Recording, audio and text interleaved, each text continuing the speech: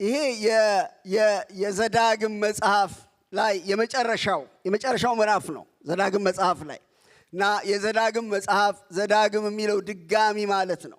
የተደገመው ሕጉ ነው። ዘጸአት ላይ እግዚአብሔር የሰጠውን ሕግ ነው እንደገና የደገመበት ምክንያት የመጀመሪያውን ሕግ የተቀበሉት ሰዎች ባለማመናቸውና ባለመታዘዛቸው ምክንያት በምድረ በዳ ስለቀሩ አዲስ ትውልድ ተነስቶ ስለነበረ ለአዲሱ ትውልድ እግዚአብሔር ሕጉን እንደገና የተናገረበት ኪዳኑንም እንደገና ያጸናበት ስለሆነ ነው ዘዳግም የተባለው። ድጋሚ የሆነው በዛ ምክንያት ነው። በጣም የሚገርማችሁ ነገር ሰዎች ሊያልፉ ይችላሉ፣ የእግዚአብሔር ሕግ ግን አይለወጥም። ያንኑ ለመጀመሪያው ትውልድ የተናገረውን ነገር ነው ለዚህኛውም ትውልድ እግዚአብሔር እየተናገረ ያለው። የዘዳግም መጽሐፍ የሙሴ በተስፋይቱ ምድር ላይ ሊገቡ ድንበር ላይ ደርሰው የመጨረሻ ስብከቱ ነው እና ለአንድ ሳምንት ለእስራኤሎች የሰጠው ሴሚናር ነው። እነዚህ 34ቱ ምዕራፎች የሙሴ የመጨረሻው ስብከት ነው፣ የመጨረሻው ንግግር ነው።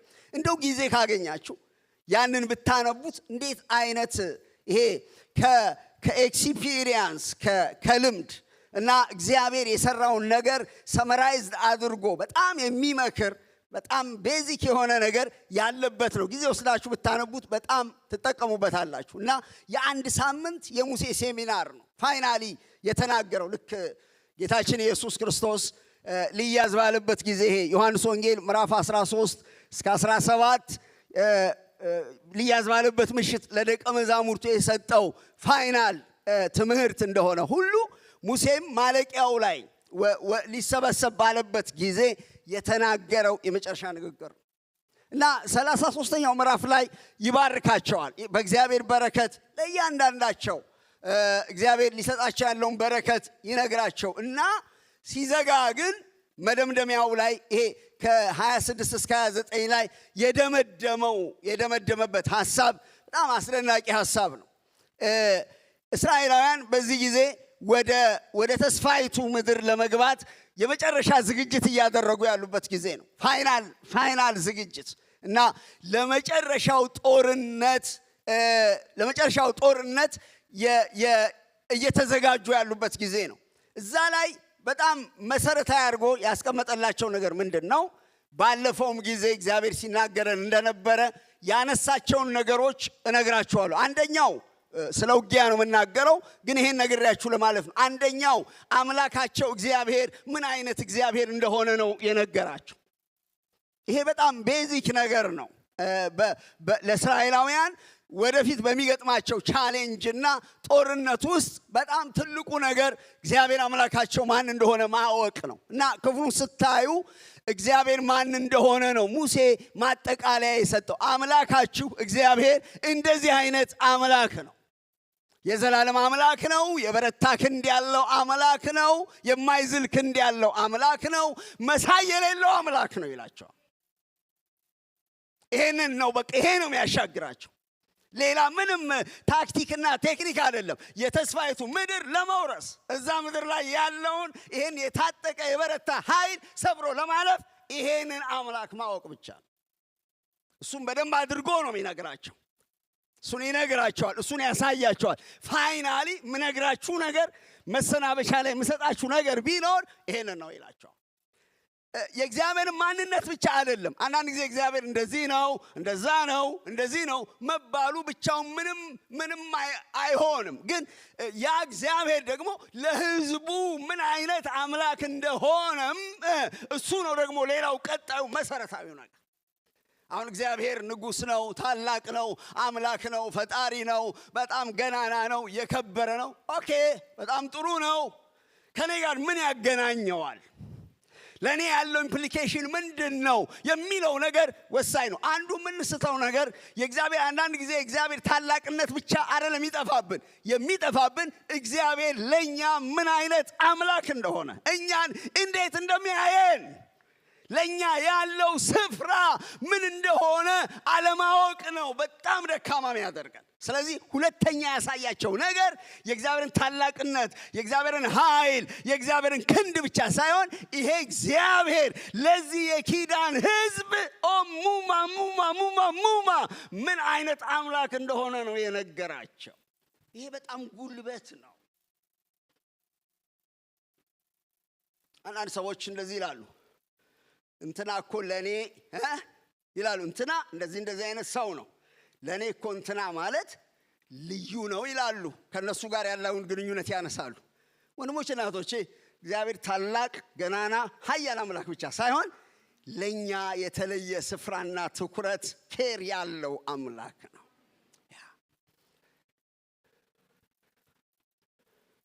እና እነዛን ነገሮች ያነሳቸዋል። ምን ነው የሚያነሳው? መኖሪያ ነው። እግዚአብሔር ላንተ መኖሪያ ነው። እግዚአብሔር ላንተ ጋሻህ ነው። እግዚአብሔር ላንተ ሰይፍህ ነው። እግዚአብሔር ላንተ ሳይታክት ደከመኝ ሳይል ሳይዝል በዘላለም ክንዶች የሚሸከምህ አምላክ ነው ይላቸዋል።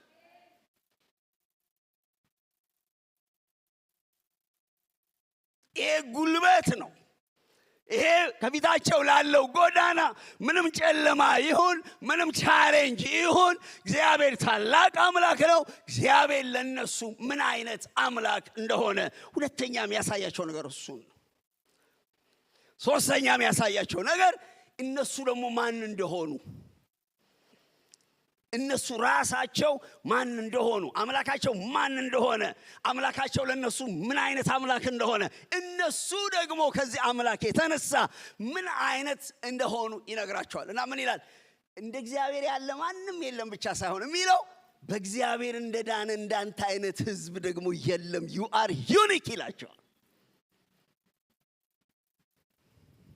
ሰይጣን እግዚአብሔርን ሊያሳንስብን ይፈልጋል፣ ግን አይሆንለትም። ሊሆን አይችልም። አሁን ፀሐይዋ የለችም ቢባልም ፀሐይዋ ስለምታበራ ዝም ብሎ ከመጮህ በስተቀር ውጤት የለውም። እግዚአብሔር ትልቅ ነው። ሃሌሉያ። ግን ሰይጣን በጣም ሞስትሊ ኢፌክቲቭ የሚሆነው የኛን ማንነት ዜሮ በማድረግ ነው። አትረባም፣ አትጠቅምም፣ እግዚአብሔር ምንም ዓላማ የለውም። እንደውም አንዳንድ ጊዜ እነንትናን ነው እንጂ ካንተ ጋር ምንም ነገር የለውም። አንተ እኮ እንደው በቃ ቸርች ደርሰህ የምትመለስ ነህ፣ ምንም ቫልዩ የለህም ብሎ ቫልዩአችንን ዜሮ ያስገባል። ዛሬ ያ መንፈስ የተወጋ ይሆን።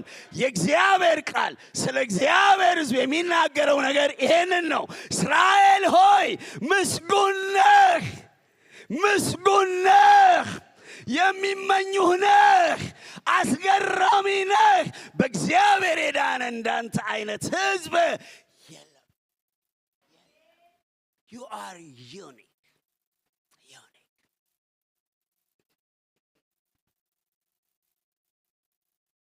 እነዚህ ነገሮች በጣም ቤዚክ ናቸው። አምላክን ማወቅ፣ እግዚአብሔር ለሕዝቡ የሚያደርገውን ነገር ማወቅ እና ሕዝቡ ምን አይነት እንደሆነ ማወቅ ያስፈልጋል። በእርግጥም እስራኤል ዩኒክ ነው።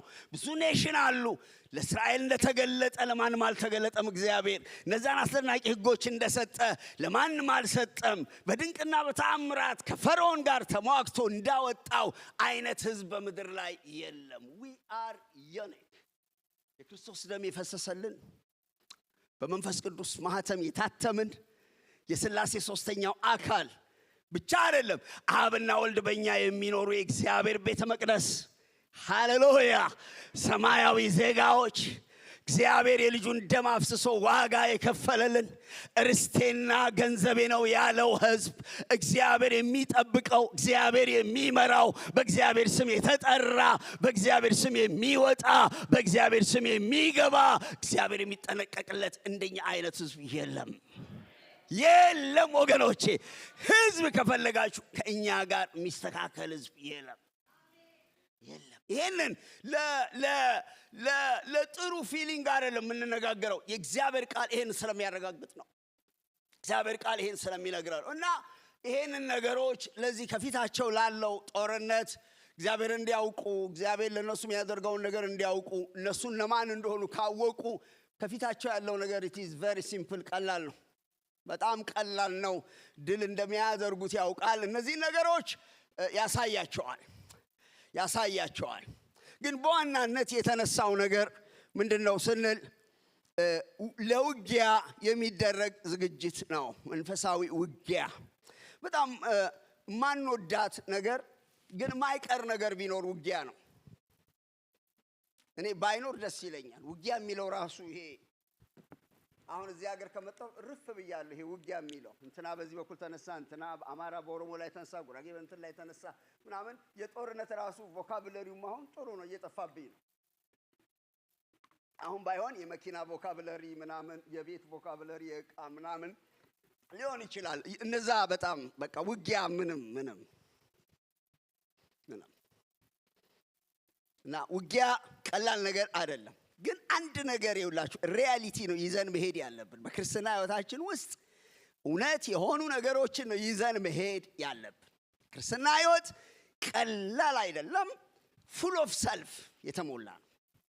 ጦርነት የተሞላ ነው። በውጊያ የተሞላ ነው። በሰልፍ የተሞላ ነው። በምንም መንገድ ይሄ በዚህ ምድር ያለ ጆርኒያችን ጉዟችን የመዝናናት አይደለም። የመዝናናት አይደለም። እና አንዳንድ ጊዜ ላሉ እግዚአብሔር ሆይ ምንድነው በቃ አንዳንድ ጊዜ ማረፍ ያስፈልገናል እኮ እላለሁ። አንዳንድ ጊዜ በተለይ ደግሞ ስታገለግሉ ደግሞ ሁል ጊዜ መንፈሳችሁ በውጊያ ውስጥ ያልፋል። በጤንነታችሁ ላይ ውጊያ ይካሄዳል። በኢኮኖሚያችሁ ላይ ውጊያ ይካሄዳል። በልጆቻችሁ ላይ ውጊያ ይካሄዳል። በስማችሁ ላይ ውጊያ ይካሄዳል። በመንፈሳችሁ ላይ ውጊያ ይካሄዳል። በጣም ክርስትና ህይወታችን በሰልፍ የተሞላ ነው። ይሄ የሆነው ኃጢአተኛ ስለሆናችሁ አይደለም፣ ከእግዚአብሔር ወገን ስለሆናችሁ፣ ከዲያብሎስ ወገን ስላልሆናችሁ። ውጊያ የመንፈሳዊ ህይወት ተጨባጭ ሆነ ልንክደውና ልናስወግደው ማንችል ነገር ነው። የእግዚአብሔርን ቃል በምናጠናበት ጊዜ የአዲስ ኪዳንን ቤተክርስቲያን ባለፈው ጊዜ የኤፌሶንን መጽሐፍ እግዚአብሔር እያስተማረን ነበር። የአዲስ ኪዳን ቤተክርስቲያን ምን አይነት ናት ስንል 3 ነገር ነው ያላት። የመጀመሪያው የእግዚአብሔር ኤግዚቢሽን ናት። የእግዚአብሔር ኤግዚቢት ናት። ጸጋውን የምታሳይ የጸጋውን ባለጠግነት ለማሳየት በምድር ላይ የተቀመጠች ናት። ምዕራፍ 2 ከ6 እስከ 7 እንደዚህ ይላል። የጸጋውን ባለጠግነት ያሳይ ዘንድ በሚመጡት ዘመናት እግዚአብሔር ለኛ ያደረገውን የጸጋውን ባለጠግነት ያሳይ ዘንድ ማሳያ እንድትሆን ነው በምድር ላይ ያለችው። እኛ የእግዚአብሔር ጸጋ ማሳያዎች ነን። ሁለተኛው ደግሞ ቤተክርስቲያን የክርስቶስ ሙሽራ ናት ይላል ኤፌሶን ምዕራፍ 5 ላይ። ንጽሕትና ቅድስት የሆነችን ቤተክርስቲያንን ሙሽራይቱን ለራሱ ሊያቀርብ ፈለገ ይላል። ሙሽራ ነው፣ ሙሽራ ነን። ይሄ በጣም የከበረ ስፍራ ነው። ዘላቂ ዘላለማዊ ግንኙነት ያለን ትልቅ ተስፋ ነው። ንጽህናን ቅድስናን የሚጠይቅ ነገር ነው። ሶስተኛው ግን ኤፌሶን ላይ የተቀመጠው የክርስቶስ ወታደር ናት። ኤፌሶን 6 ከ10 እስከ 20 ላይ ስታዩ እነዚህን ድንቅ ነገሮች ከተናገረ በኋላ መጋደላችን ከደምና ከስጋ ጋር አይደለም፣ ከጨለማው ስልጣን ጋር ከአጋንንት ጋር ነው የምንዋጋው ብሎ ሐዋርያው ጳውሎስ እዚያ ህይወታችን ውስጥ ውትድርና፣ ውጊያ፣ ጦርነት የሚባል ነገር እንዳለ ሰፊ ቁጥር ሰጥቶ ያስቀምጣል። ይሄንን መርሳት አያስፈልገንም። በጣም ብዙዎቻችን ኃጢአተኞች ስለሆንን አይደለም፣ በህይወታችን ውስጥ ጌታን ስለማንወድ አይደለም። በጣም ብዙ ህይወታችን ውስጥ እንቅፋት የሆኑት ነገሮች መንፈሳዊ ውጊያን ዲሰርን ስለማናደርግ ነው። በህይወታችን ላይ፣ በትዳራችን ላይ፣ በጤናችን ላይ የሚደረጉ ውጊያዎች መንፈሳዊ እንደሆኑ እስካለየናቸው ድረስ በጣም እንጎዳለን። መንፈሳዊ ጦር ዕቃ አንጠቀምም፣ ስጋዊ ነገር ነው የምንጠቀመው። ያንን መንፈሳዊ ጦርነት በስጋዊ የጦር ዕቃ ማሸነፍ ስለማንችል ጉዳት ውስጥ እንገባለን። እኔ አንድ ነገር ልንገራችሁ፣ እየሰማችሁኝ ስለሆነ ልንገራችሁ። በጣም ልብ በሉ። መንፈሳዊ ውጊያን ማንረዳና በመንፈስ ቅዱስ የማንሞላ ከሆነ ህይወታችን በጣም አደገኛ ነው የሚሆነው። መንፈሳዊ ውጊያን የማይረዱ ክርስቲያኖች ሪሊጂየስ ነው የሚሆኑት፣ ሃይማኖተኛ ነው የሚሆኑት። በጣም ጨዋ ሊሆኑ ይችላሉ፣ ግን በህይወታቸው ውስጥ የክርስቶስን ክብር እና ኃይል አታዩ፣ ለውጥ አታዩ፣ የተረፈ ነገር የእግዚአብሔርን ጸጋ መለማመድ አታዩ። በመንፈስ ቅዱስ የማይሞሉ ሰዎች የጸሎት ህይወታቸው፣ የክርስትና ህይወታቸው ህያው አይሆንም። እግዚአብሔር ለዚህ ጉባኤ በጣም የተናገረኝ ነገር መንፈሳዊ ውጊያን እንድታስተውሉና በመንፈስ ቅዱስ የተሞላ ህይወት መለማመድ እንድትጀምሩ ነው። እነዚህ በጣም እዚህ ጉባኤ ላይ ትልቅ ጉዳት ሊያደርሱ የሚችሉና አንዳንዶቻችሁን እየጎዱ እንደሆነ የእግዚአብሔር መንፈስ ተናግሮኛል። መንፈሳዊ ውጊያ ማይገባችሁ፣ ምንም ማይገባችሁ፣ ማይታያችሁ፣ ሴንስ የማታደርጉ ነገር ግን በመንፈሳዊ ውጊያ በጣም የምትጎዱ ሰዎች አላችሁ። እግዚአብሔር ዛሬ የማዳን እጁን ለእናንተ ይዘረጋል። አሜን ትላላችሁ ወይ? በመንፈስ ቅዱስ ካለመሞላት የተነሳ፣ በመንፈስ ቅዱስ ሙላት ውስጥ ካለመኖር የተነሳ ሰማያዊ መገለጥ የማታገኙ፣ የህይወት ልምላሜ የሌላችሁ፣ በድርቀት የምትጓዙ፣ ህይወት የሚሰለቻችሁ፣ እንጨት የሚላችሁ ሰዎች አላችሁ። እግዚአብሔር ለእናንተ ደግሞ ዛሬ መንፈሱን ያፈሳል። ወገኖች እነዚህ ሁለት ነገሮች ልብ በሏቸው። እግዚአብሔር አይናችንን ይክፈት። ስፒሪቹዋል ዌርፌር ስትመቱት ይታወቃል። ስታፈርሱት ህይወታችሁ፣ ትዳራችሁ፣ ኑሯችሁ፣ አገልግሎታችሁ የተለቀቀ ይሆናል እና የመንፈሳዊ ውጊያን ሪያሊቲ መካድ የለብንም።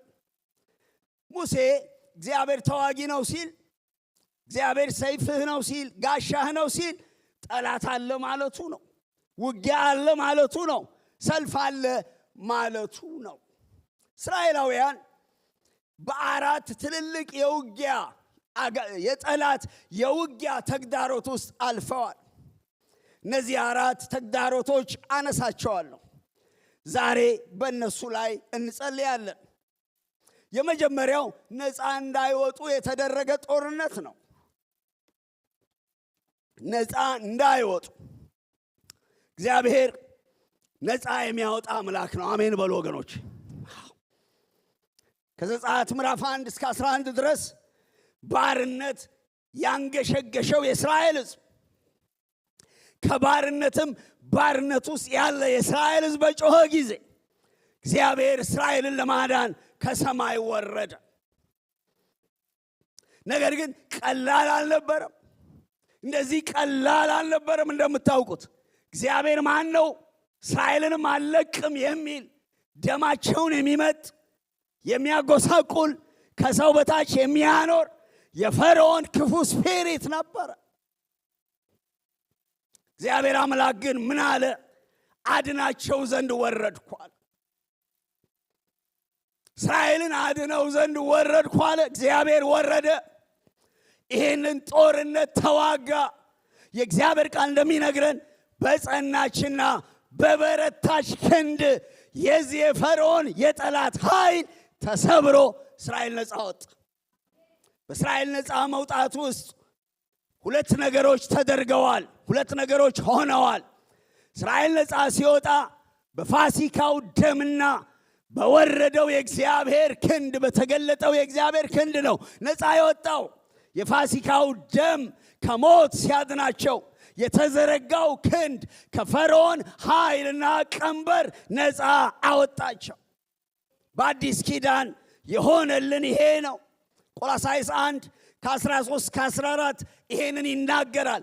ከጨለማው ስልጣን ኦቶሪቲ፣ ይሄንን አስምሩበት። ስልጣን፣ የጨለማ ስልጣን ፓወር፣ መግዛት የሚችል ሰው ሊያመልጠው የማይችል የጨለማ ኦቶሪቲ ይገዛን ነበር። ምን ይላል? ከጨለማው ስልጣን አዳነን። ከዛ እንደዚህ ይላል፣ የኃጢአት ስርየት ወዳገኘንበት፣ ቤዛነታችንን ወዳገኘንበት ወደ ፍቅሩ ልጅ መንግሥት አፈለሰን ይላል። ሁለት ነገር ነው የሆነው።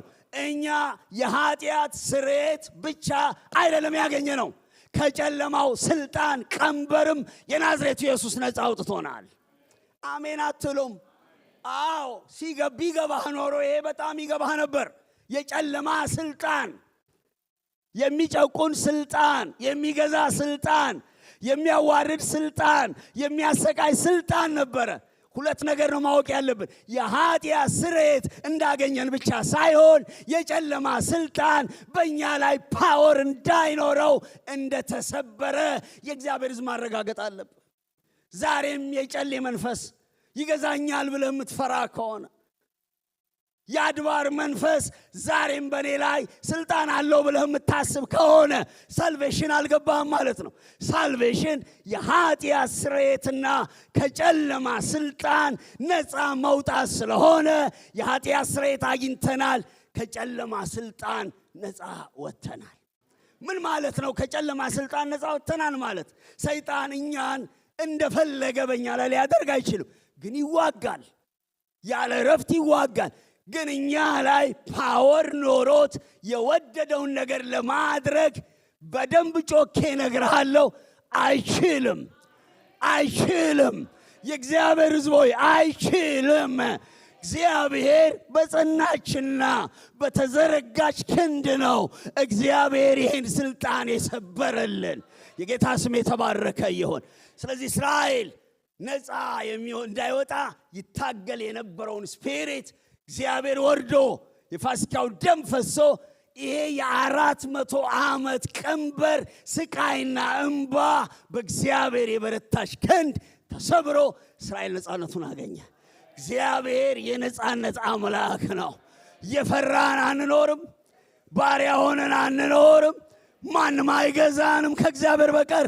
የኛ ጌታ፣ የኛ ንጉሥ፣ የኛ መሪ፣ የኛ ሕግ ሰጪ በዙፋኑ ላይ ያለው የእግዚአብሔር ልጅ የናዝሬቱ ኢየሱስ ነው።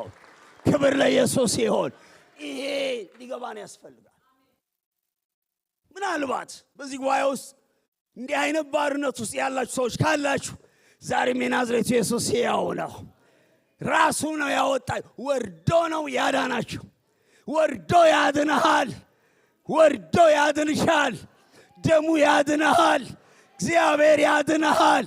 በሆነ ባርነት ውስጥ ያላችሁ፣ በሆነ ስራት ውስጥ ያላችሁ፣ ነፃነት የሌላችሁ፣ የታሰራችሁ እኔ አውጃለሁ፣ የእግዚአብሔር ልጅ የናዝሬቱ ኢየሱስ ነፃ ያወጣል፣ ያወጣል። የእግዚአብሔር ልጅ ነፃነት የክርስትና ሕይወት የመጀመሪያውና ሙሉ የሕይወት ልምምድ ነው።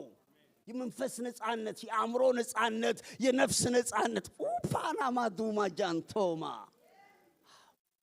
እስራኤል ነፃ እንዳይወጣ ብርቱ ሰልፍ ነበር።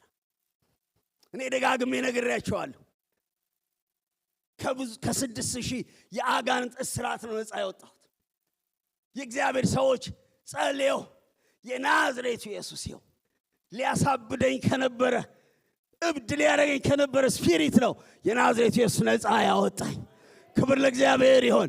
ረድኤቴ ሰማይና ምድርን ከሰራ ከእግዚአብሔር ዘንድ ነው። እግዚአብሔር ረድኤታችን ነው። እግዚአብሔር አዳኛችን ነው። እግዚአብሔር ነፃ የሚያወጣ ነው። እግዚአብሔር በበረታች በጽኑ ክንድ ነፃ ያወጣል። የማይሰበር ቀንበር የለም፣ የማይቆረጥ ስራት የለም፣ የማይሻር ስልጣን የለም። እግዚአብሔር ሕዝቡን ነፃ ያወጣል። ዚስ ክርስቲያኒቲ ነፃ ካልወጣ ገና ነህ፣ ግን ነፃ ያወጣል ጌታ። ነፃነት የማይሰማችሁ ሰዎች በጣም ነግራችኋለሁ። እኔ ዝም ብሎ ጥቅስ ነግራችሁ አይደለም። እግዚአብሔር በዚህ አለ። ይሄ ከሰዓት በኋላ የነፃነት ከሰዓት በኋላ ነው። የፈርዖን መንጋጋ ይሰበራል፣ ጉልበት የበላ ይወጋል። እግዚአብሔር በበረታችና በጽኑ ክንዱ ሰብሮ ያሻግራል። በደንብ አሜን በል። እግዚአብሔር አሜን። እስቲ አሜን አሜን። ሁለተኛው እስራኤል ላይ የነበረው ተግዳሮት ውጊያ ነፃ ከወጣ በኋላ የነበረ ሲሆን እንደገና ወደ ባርነት ለመመለስ የተደረገ ውጊያ ነው።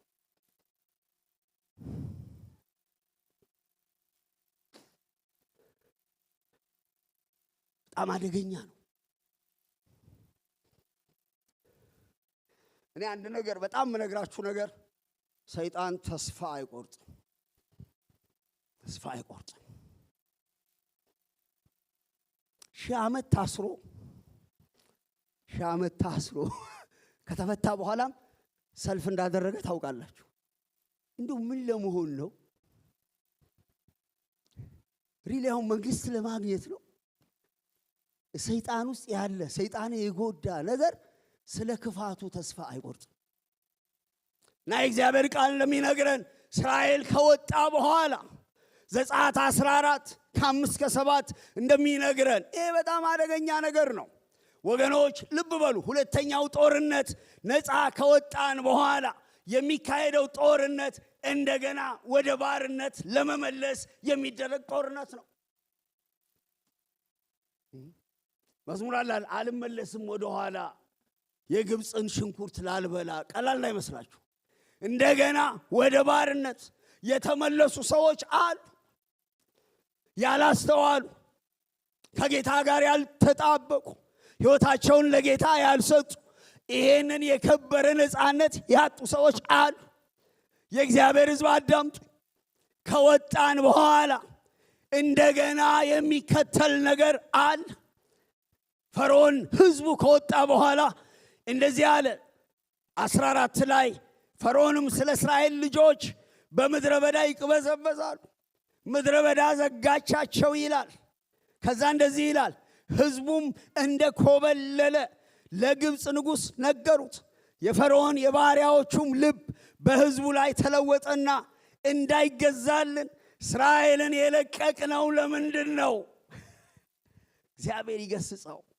እንዳይገዛል ባሪያ እንዳይሆን እስራኤልን የለቀቅነው ለምንድን ነው ብለው እንደገና ተጸጽቶ ተነሳ። ምን ይላል የእግዚአብሔር ቃል ሲናገር? ሰረገላውን አዘጋጅ፣ አሰናዳ፣ በጣም ታጠቀ። የእግዚአብሔርን ሕዝብ ምድረ በዳ ላይ ሲቅበዘበዝ አገኘዋለሁ አለ። አላወቀም የእግዚአብሔር ሕዝብ ማን እንደሆነ። እንደገና አገኘዋለሁ ብሎ ተከትሎት ሄደ። የዘላለም አምላክ እግዚአብሔር ሕዝቡ ተጨነቀ። ፈርዖን ብቻ አይደለም ለመመለስ ያሰበው፣ የፈርዖን ጫና በእግዚአብሔር ሕዝብ ልብ ውስጥም እንደገና ባርነትን አፕሪሼት ማድረግ ጀመረ። እግዚአብሔር ከዚህ ይጠብቃችሁ። በክርስቶስ ያገኘነው ሕይወት በምንም መለኪያ በዓለም ካለ ሕይወት ጋር የሚነጻጸር አይደለም። ከደከማችሁ ደክም ያለው አግዘኝ በሉ እንጂ ያ በፍጹም ሊሻል አይችልም። እና ያ የግብፅ ቤት ይሻለን ነበረ። በምድረ በዳ ልንሞት ነው ወይ ያወጣህን አሉ። እኔ አንድ ነገር ነግራችሁ፣ እግዚአብሔር ሊገላችሁ አልጠራችሁም፣ ሊያዋርዳችሁ አልጠራችሁም፣ ለሲኦል አልጠራችሁም፣ ለጨለማ አልጠራችሁም። እግዚአብሔር ለክብርና ለሕይወት ጠርቷችኋል። በደንብ አሜን በሉ ወገኖቼ። አዎ አስጨነቃችሁ። እግዚአብሔር ምን አለ? ቁሙ አለ። አያችሁ፣ እንደገና ወደ ባርነት ላለመያዝ መቆም ያስፈልጋል። ቁሙ። ኢን ኤኒ ሲቹዌሽን ደህና ናችሁ? ኢን ኤኒ ሲቹዌሽን መቆም አለብን። መዝለፍለፍ በምንም አይነት ሲቹዌሽን እንሞታለን እንጂ እኛ እኮ ኢትዮጵያውያን ጀግኖች ነን። አባቶቻችን እኮ ባሪያ ከመሆን እላያቸው ላይ ጥይት ተኩሰው ሞተዋል እኮ። ኢን ኤኒ ሲቹዌሽን እንሞታለን እንጂ ለጠላት እጃችን አንሰጥም። ልቡ የሞላ ሰው አሜን ይበል። መዝለፍለፍ የለብህም። ኖ ተርን ባክ። አይ ፎሎ ጂሰስ። ኖ ተርን ባክ። ይሄ ምንም አይታሰብ ነገር ነው። ምንም አይታሰብም። የሚመጣው ይመጣል። እንሞታለን፣ እንዋረዳለን፣ የሚከፈል ዋጋ እንከፍላለን እንጂ እንደገና ለፈርዖን እጃችንን አንሰጥም። ቁሙ አለ እግዚአብሔር። ለእናንተ የሚያደርጋትን ተአምራት እዩ አለ እግዚአብሔር። በነገራችን ላይ የእኛ ችግር እግዚአብሔር የሚያደርገውን ነገር ሁሉ እንዲነግረን ነው። ስለማይገባን አይነግረንም። እንድናምን ነው የሚፈልገው እግዚአብሔር። በዝርዝር አትመን፣ በእግዚአብሔር እመን። እግዚአብሔር ዝርዝር ሊነግር ይችላል፣ ላይነግርም ይችላል። አንተ ዝም ብለህ እንዴት ነው? እና ቁሙ ነው ያለው። ምን እንደሚያደርግ አልነገረም እግዚአብሔር። እግዚአብሔርን የምንቆምበትን ጸጋ ይስጠን።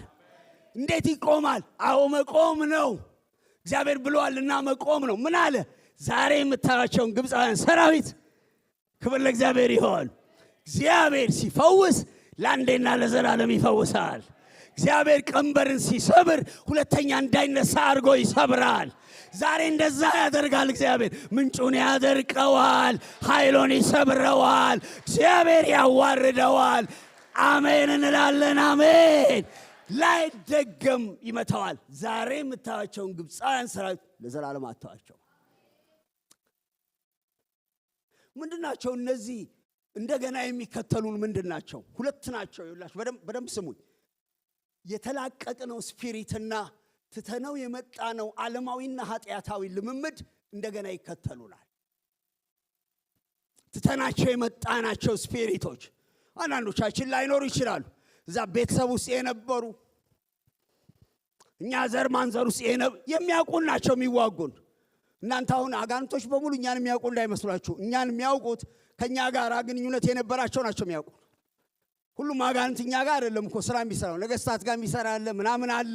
ስለዚህ ከኋላ ባክግራውንድ ላይ የነበሩ ስፒሪቶች እንደገና ለማሳደድ ይሞክራሉ። እነሱ ብቻ አይደሉም፣ የነበረ የኃጢአት ልምምድ። አንዳንዶቻችን ፕራይድ፣ ማን ይነካናል የምንል፣ ማን ይነካናል ከኔ በላይ ማንም የለም የሚል ፕራይድ። አንዳንዶቻችን ዝሙት፣ የዝሙት ልምምድ ውስጥ የነበሩ ሰዎች ነፃ ከወጡ በኋላ እንደገና የዝሙት ስፒሪት ያሳድዳቸዋል። የጨካኝነት ጨካኝ የነበሩ ሰዎች ያ የጨካኝነት ስፒሪት ያሳድዳቸዋል። ይቅር ማለት ያቅታቸዋል። ይረብሻሉ፣ ይጨክናሉ። ውሸት ታንቀላፋላችሁ። አንዳንዶቻችሁ ውሸት ኤክስፒሪየንስን ነው ትተኸው የመጣኸው። አልዋሸሁም። እናንተ ያላላችሁ ታውቃላችሁ። ስፒሪቱና ትተናቸው የመጣናቸው የኃጢአት ልምምዶች መጠጥ፣ ሱስ፣ ሲጋራ፣ ጫት፣ ሐሜት፣ ውሸት የለመዱ ሰዎች እንደገና ያ ህይወታቸውን እንደገና ካፕቸር ያደርግና ወደ ባርነት ለመመለስ ይታገላል። የብዙዎቻችን የህይወት ችግር ያለው እዚህ ጋር ነው። የነበረውን ስፒሪት እንደገና መስበር ያስፈልጋል። የሚታገሉንን ያልሰቀልናቸውን የኃጢአት ልምምዶች ፈጽመን መቆረጥ ያስፈልገናል። አለበለዚያ ወደዛ የመመለስ ነገር በጣም ከፍተኛ ይሆናል። እስራኤላውያንን ባሪያ ሊያደርግ የፈለገው ከነዓናውያን ሳይሆኑ ግብፃውያን ናቸው። ልክ ነኝ? የቀደሙ ባሪያው ጌቶቻቸው ናቸው እንደገና ባሪያ ሊያደርጓቸው የፈለጉት። አዲስ ኪዳንም ይሄን ይናገራል። ገላትያ ምዕራፍ 5 ቁጥር 1 ላይ በነፃነት ልንኖር ክርስቶስ ነፃ አወጣን። እንግዲህ እንደገና በባርነት ቀንበር እንዳትያዙ ጸንታችሁ ቆሙ። ዘፈን የሚጠጡ ክርስቲያኖች አሉ፣ ጆሮአቸው እስኪበሳ ድረስ። መጠጥ፣ ዝሙት፣ ሌብነት፣ ውሸት፣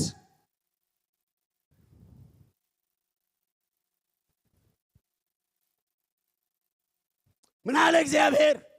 ዛሬ እነዚህን እንደገና ባሪያ ሊያረጓችሁ የመጡትን የፈርዖንን ሰራዊት ሁለተኛ አታዩአቸውም አለ። እኔ በሆን ኖሮ ሁለተኛ አታዩአቸውም። እነማንን? እነዚህ የዘር ማንዘር ስፒሪቶች የሚከተሉ፣ የሚዋጉ፣ የሚያዘገዩ፣ ፍላጻ የሚልኩ ደግሞ ትተነው የመጣ ነው። ያ እርኩስ ነው ያለው የኃጢአት ልምምድ እግዚአብሔር ዛሬ ፈቃደኛ ከሆነን ላናያቸው ይቀብራቸዋል።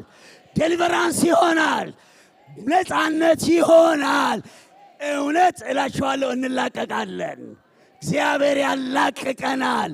እግዚአብሔር ያሻግረናል። ጠላቶቻቸውን አስጥሞ እነሱን አሻገራቸው።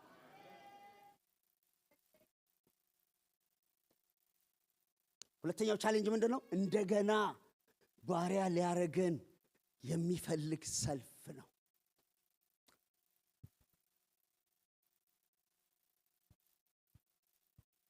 ዝም ብለህ ነው ፓስተር ፍጹም የምትጮኸውኛ ደህና ነን የምትሉ ካላችሁ ደህና ሁኑ ብቻ የሚሰማ ይሰማኛል። this is a reality። ምንም ከፓስተሩ ጀምሮ እንደገና ነገርኳችሁ እኮ ሰይጣን ተስፋ አይቆርጥም። ሰይጣን ጌታ ኢየሱስን ወድቀህ ብትሰግድልኝ ብሏል። እኔንና እናንተን እንደገና አገኛቸዋለሁ ብሎ መመኘቱ አይቀርም። የእስራኤል ቅዱስ እግዚአብሔር ግን ሁለተኛ ይህን ሐሳብ እንዳያነሳ ለዘላለም ይቀብረዋል። ሃሌሉያ። አታዩዋቸው።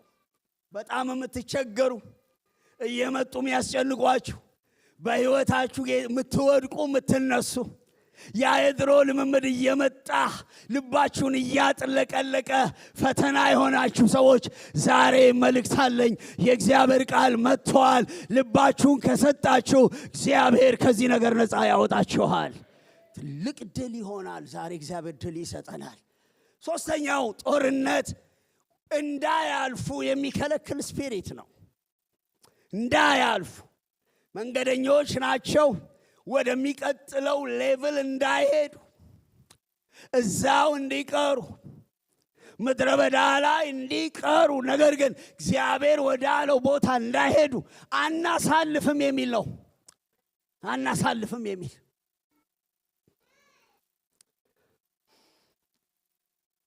እየጸለይኩ ነው የምነግራችሁ። እግዚአብሔር ይሄ ቲቺንግ ሳይሆን ፕራክቲካል የሆነ ነገር ነው በሕይወታችሁ ስለምጸልይ በኋላ ላይ ከቃሉ ጋር እግዚአብሔር ዴሊቨራንስ እየሰጠ ስለሆነ የሚያልፈው ይሄ ነፃነት የከለከለ ስፒሪት ይመታል። እንደገና ሪካፕቸር አድርገው ባሪያ ሊያደርግ የሚሰራ ስፒሪት ይወጋል። የናዝሬቱ ኢየሱስ እዚህ እስካለ ይወጋል። መንገድ የሚከለክል ስፒሪት ደግሞ አለ። አማሌቅ አላሳልፍም የሚል ኖ ዌይ የሚል ለጦርነት የሚነሳ እና ምንድነው የሚያደርገው? እሱ ካልተሰበረ ምን ሆናለን መሰላችሁ? ባሪያማ አይደለንም፣ ተስፋም የወረስን አይደለንም።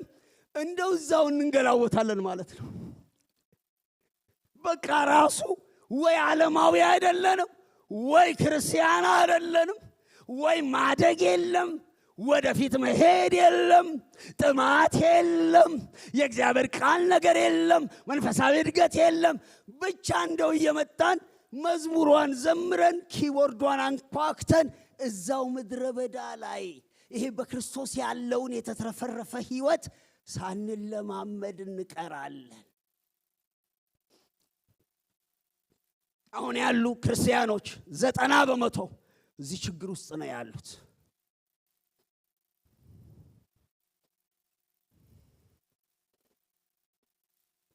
ዛሬ መሻገር አለብን። ዛሬ መመታት አለበት። አሜን ትላላችሁ ወገኖች?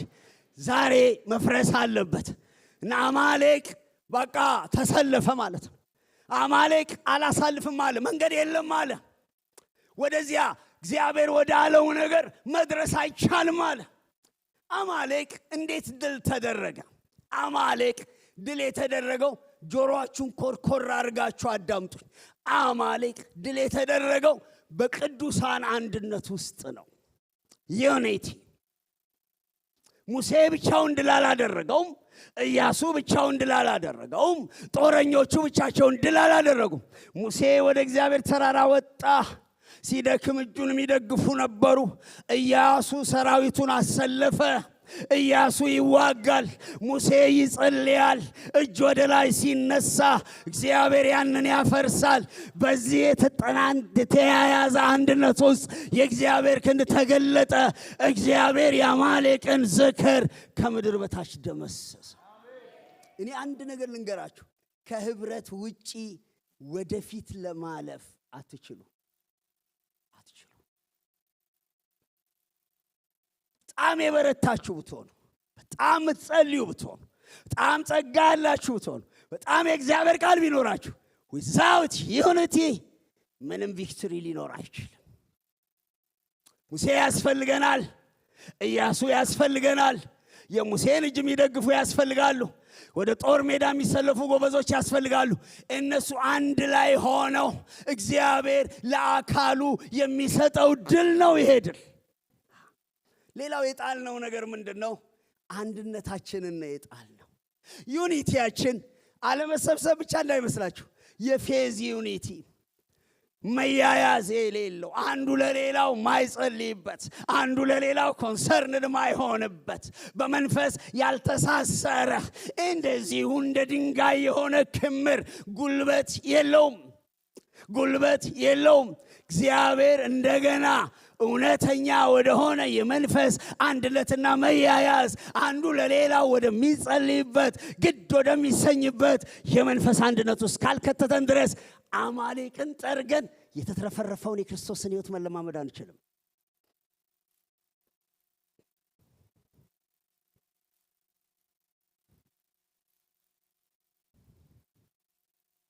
በፊት አያችሁ በጣም እንዴት ነው አሁን እናንተ ከማታውቁት ሰው ጋር ትጣላላችሁ እንዴ? ምትጣሉት እኮ ከምታውቁት ሰው ጋር። በፊት ለምን እንደምንጣላ ታውቃላችሁ? ስለምንቀራረብ ነው እንጣላው። አዲስ ሎጂክ አመጣ እንዳትሉኝ። ካልተቀራረብን ግን አንጣላም። ሃይ ብራዘር ግን ምን እንደው የሚያጣላን ለምንድን ነው? ቴዲ ለምን አልመጣህም? እኔ ጋር ምን አልተመቸኝማ። ስንቀራረብ ነው። እዛ ውስጥ ነው እኮ ያለው። እኔ አንዳንድ ጊዜ መጣላታችን የመቀራረባችን ውጤት ነው ብዬ ነው የምወስደው። ደግሞ ተጣሉ ማለት አይደለም። ግን አሁን ለምንድን ነው ማንጣላው ስል ሪሊ ፍቅር ኖሮንና እውነተኛ አብረን ኖሮን ነው አይደለም። በዚች በዲፕሎማሲ ምናምን አድርገን በዲስታንስ ነው ያለነው። የዲስታንስ ህብረት እውነተኛ ስላልሆነ አማሌቅን የሚመታበት የእግዚአብሔር ጉልበት ሊገለጥበት አይችልም። ቀዳዳ ነው፣ ያፈሳል። እንደኛው እውነተኛ ህብረት ያስፈልገናል። እውነተኛ ህብረት እንዴት ይመጣል? አብረን ስንጸልይ፣ አብረን ስናመልክ፣ አብረን የእግዚአብሔርን ቃል ስንካፈል፣ አብረን በእግዚአብሔር ፊት በምንሆን ጊዜ አብረው የሚጸልዩ፣ አብረው የሚያመልኩ፣ አብረው የእግዚአብሔርን ቃል የሚያጠኑ፣ አብረው በእግዚአብሔር ፊት የሚሆኑ አንድ መንፈስ ይኖራቸዋል። ያ አንድ መንፈስ አማሌቅን ከመንገድ ላይ ወግቶ ይጥለዋል። ህብረት ነው። ሁለተኛው ፕሬየር ነው። ፕሬየር እዛ ውስጥ ጸሎት አለ አይደል? ሙሴ ምን ያደርግ ነበር? የሙሴ እጅ ሲዝልና ሲወርድ አማሌቅ ድል ያደርግ ነበር። የሙሴ እጅ ሲዘረጋ እስራኤል ድል ያደርግ ነበር። ምንድነው? ጸሎት ነው። ቁልፉ ጸሎት ነው። ሊዋጉ ይችላሉ።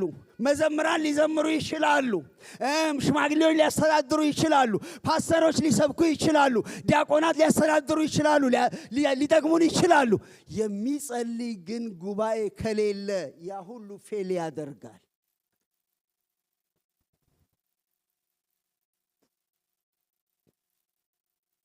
ሰላም ነው? ደህና ናችሁ ሆይ?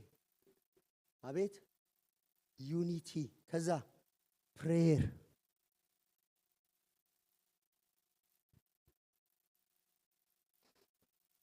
ምን እስኪሆን ድረስ ፕሬየር? እጁን የሚዘረጋው ምን እስኪሆን ድረስ ነው? እንዲቻለም አይደለም።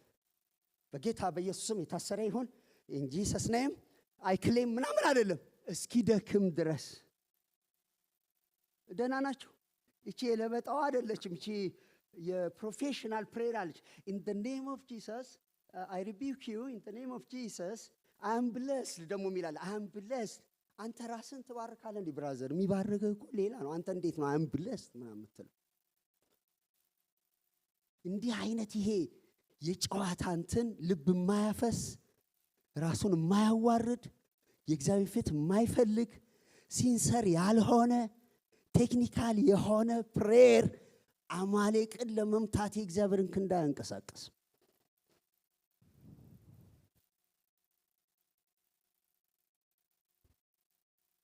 ምን ይሻላል? መንገድ መቅረት ይሻላል ወይስ መሻገር ይሻላል? አቤት! መንገድ መቅረት ይሻላል ወይስ መሻገር ይሻላል? ስለዚህ መተባበርና ወደ ጸሎት ህይወት መግባት ያስፈልገናል። መዋጋትም ያስፈልገናል። ሶስተኛው ውጊያ እሱን ነግሬያችሁ ጸሎት ነው የምናደርገው። ሶስተኛው ወደፊት እንዳይሄዱ ነው። ሶስተኛው አራተኛው እንዳይወርሱ የሚደረግ ውጊያ ነው። ለዚህ እየተዘጋጁ ነው ያሉት። እንዳይወርሱ እርሱ ላይ ያሉ መናፍስቶች ናቸው፣ ጠላቶች ናቸው። ነፃ እንዳይወጡ የተደረገው ውጊያ ነው። ባሪያ ሪካፕቸር ለማድረግ የተደረገ ውጊያ ነው። ወደፊት እንዳይሄዱ የተደረገ ውጊያ ነው። እግዚአብሔር ድል ሰጥቷቸዋል።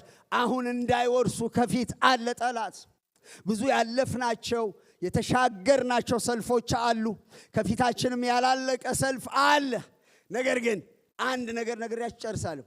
እንደ እግዚአብሔር ያለ ተዋጊ ማንም የለም። ይሄ እንደ እግዚአብሔር ያለ ማንም የለም የሚለው ስለ ሌሎች ባህሪያቶቹ አይደለም፣ ከውጊያ ጋር ተያይዞ ነው።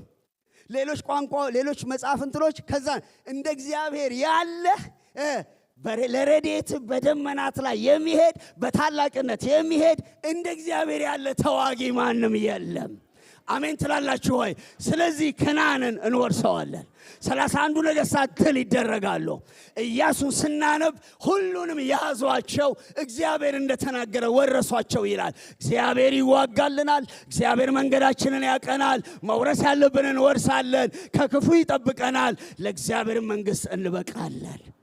ድሉ የእግዚአብሔር ሕዝብ ነው። ለምን? እግዚአብሔር ተዋጊ ስለሆነ ነው። ጸልያለሁ።